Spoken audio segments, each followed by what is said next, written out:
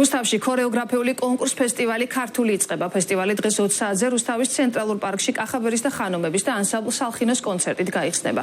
საფესტივალო სივრცე ქართული ფოლკლორის მოყვარულებს 10 დღის განმავლობაში 5 მაისამდე უმასპინძლებს.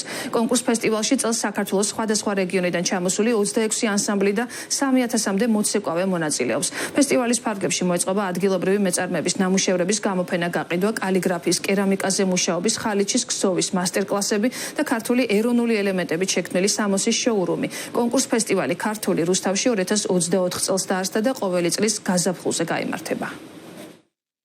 ფესტივალი დავიწყეთ იმისთვის, რომ ხელი შეუწყოთ ჩვენს ტრადიციულ ქორეოგრაფიულ ანსამბლებს, რომ განვითარდნენ კიდევ უფრო მეტ ახალგაზრდას გადასცენ სიყვარული ჩვენი ტრადიციების.